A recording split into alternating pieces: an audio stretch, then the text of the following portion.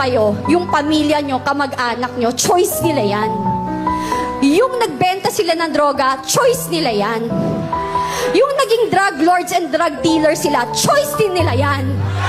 Pero yung mga naging biktima ng mga yan, ng drug dealers, ng drug addicts, saka drug pushers, hindi ho nila choice na maging biktima.